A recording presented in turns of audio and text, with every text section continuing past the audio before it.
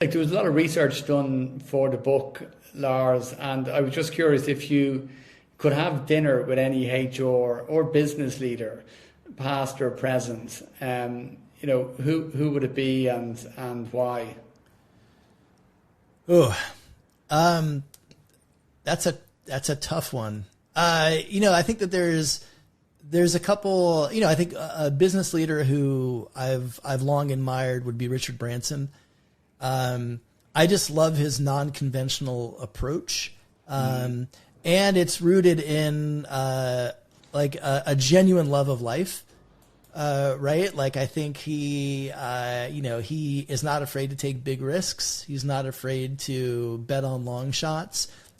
He's very savvy around like having a finger on, the global zeitgeist, if you will, of like trends and where things are going. And he has fun. So he's a business leader I think would be really fun to kind of sit down with and learn from. Yeah, absolutely. And, one of the things that he would seem to do pretty well is the people side of it. There's always a desire to work in the business, and it seems to be a pretty engaging place. And it's one of the issues I think for all organizations. Like, how do you create the most effective strategies for motivating and engaging staff, even from the point of view of just improving, their performance and for them to get the best version of themselves? Like, what are some of the sort of the new techniques or practices that you see in the workplace around this, especially now with hybrid models and remote working? It's probably required some flex and some changes in how people approach it. Yeah, I mean, look, I think if you boil it down to any one thing, it's trust, right? It's trust in the employees. I think especially when you look at workplace flexibility and hybrid work and just some of these new models that are now pretty common, having that trust that you don't have to regulate and monitor.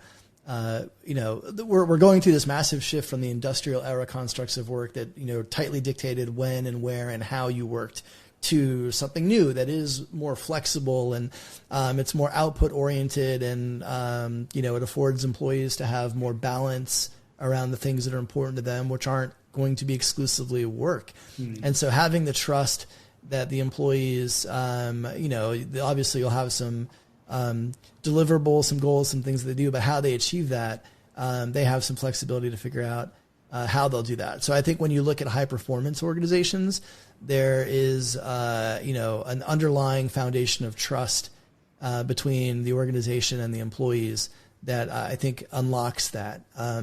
I think in the opposite scenario where you don't have that trust, if it's a culture of fear, if it's a culture of mistrust and lack of communication, it's hard to build a thriving business in an environment like that, because people are just, when you have to use some of your headspace to navigate fear in the workplace and mistrust, and that's headspace that you're not allocating towards the work, right? When you have a culture of fear, you always assume the worst.